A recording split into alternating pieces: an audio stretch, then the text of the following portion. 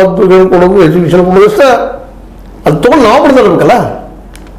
ಈಗ ನಮ್ಗೆ ಯಾರು ಬಂದೋಗತ್ತೆ ಯುದ್ಧಕ್ಕೆ ಹೋಗೋದ್ರೆ ಹೋಗ್ತೀವಿ ಯಾರು ಯಾವಾಗ ಮಾಡಿ ಶಾಸಕಿದ್ದೇನೆ ಅಂತ ಬಿಟ್ಟುಬಿಡ್ತೀವಿ. ಆ ಹೋರಾಟ ಅಲ್ಲಿ ಇಸ್ರೇಲ್ ಇದೆ ದೇಶಗಳು ಬೆಳೀತು. ಹಂಗೆ ಇಲ್ಲಿ ಸಣ್ಣ ಸಣ್ಣ ಜಿಲ್ಲೆಗಳಾದ್ರೆ ನಿಶ್ಚಿತವಾಗಿ ಒಳ್ಳೆಯದೇ ಆಗ್ತದೆ. ಎಲ್ಲ ಜಿಲ್ಲೆಗಳು ಬೆಳಿತಾವ ಮತ್ತು ಎಲ್ಲರಿಗೂ ಫ್ರೀ ಎಜುಕೇಶನ್ ಅಂತ ಒಂದು ವ್ಯವಸ್ಥೆ ಆಗಬೇಕಾಗಿದೆ. ಇವತ್ತು ಸಣ್ಣ ಜಿಲ್ಲೆ ಆಗೋದ್ರಿಂದ ಹಳ್ಳಿಗಳು ಸಹಿತ ಇಂಪ್ರೂವ್ ಆಗ್ತಾವೆ. ಯಾಕಂದ್ರೆ ಪ್ರತಿ ಹಳ್ಳಿ ಬಗ್ಗೆ ಕಾಳಜಿ ವಹಿಸೋಕ್ಕಾಗ್ತದೆ, ಪ್ರತಿ ತಾಲೂಕು ಬಗ್ಗೆ ಕಾಳಜಿ ವಹಿಸೋಕ್ಕಾಗ್ತದೆ. ಆ ದಿಶೆಯಲ್ಲೇ ಬೈಲಹೊಂಗಲ ಜಿಲ್ಲೆ ಆದರೂ ಯೋಗ್ಯ, ತಪ್ಪೇನಲ್ಲ.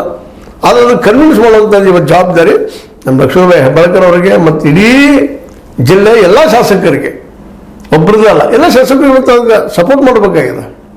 ಯಾಕಂದ್ರೆ ಅವರು ನೋಡ್ರಿ ಬೆಳಗಾವಿ ಜಿಲ್ಲೆ ಸಾಲದಾದ್ರೆ ಅವ್ರ ಮೇಲೆ ಡೆವಲಪ್ಮೆಂಟ್ ಆಗ್ತದೆ. ಅಲ್ಲೂ ಅಲ್ಲಿಗಂತ ವಿರೋಧ ಮಾಡಿದ್ರೆ ಏನು ಅರ್ಥ ಐತೆ?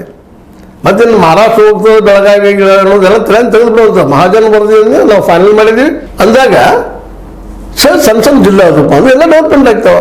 ಎಲ್ಲರಿಗೂ ಉದ್ಯೋಗ ಸಿಗ್ತದೆ. ಹಳ್ಳಿಗಳಿಗೆ ಪ್ರತಿ ಹಳ್ಳಿಗೆ ಹೋಗಿ ಉದ್ಯೋಗ ಕೊಡಿಸೋ ಶಿಕ್ಷಣ ಸಿಗ್ತದೆ ಎಲ್ಲರಿಗೂ. ಇವೆಲ್ಲ ನೆಲೆಗಟ್ಟಿನೆಲ್ಲ ಜಿಲ್ಲೆಗಳಾಗೋದು ಹೋಗ್ಯದ.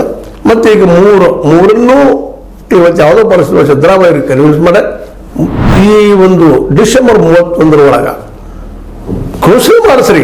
ಇಂಥ ಸ್ಲೋವಾಗಿ ಡೆವಲಪ್ ಆಗಲಿ ಅದು, ಅದ್ರ ಘೋಷಣೆ ಮಾಡಿಸ್ಬಿಡ್ರಿ. ಯಾಕೆ ಮತ್ತೆ ಇದು ಮುಂದೆ ಹೋಯ್ತಪ್ಪ ಅಂದ್ರೆ ಈಗ ಜನ ಅಶಾಂತಿ ಹೊಂದಿದ್ದಾರೆ. ಜನರಿಗೆ ಬೇಕಾಗಿದೆ. ದಿನನಿತ್ಯ ನೋಡ್ತಾ ಇದ್ವಿ ಪಾಪ ಪ್ರತಿಯೊಬ್ಬ ಇವತ್ತು ಗೋಕಾಕದಲ್ಲಿರಲಿ, ತಾಲೂಕದಲ್ಲಿರಲಿ ಅಥವಾ ತಾಲೂಕು ಹೆಣ್ಮಗಳಿರಲಿ ಗಂಡ್ಮಗಳಿರಲಿ, ಅದೇ ರೀತಿ ಚಿಕ್ಕೋಡಿದಿರಲಿ ಅಥವಾ ಇವತ್ತು ಬೇರೆ ಬಂದಿರಲಿ, ಹೊಸನೇವ್ರು ಕೇಳಿ ಲಾಸ್ಟ್ ಟೈಮ್ ಬಂದು ಕೂತಿದ್ರು ಅವರು ಅಧಿವೇಶನದಾಗ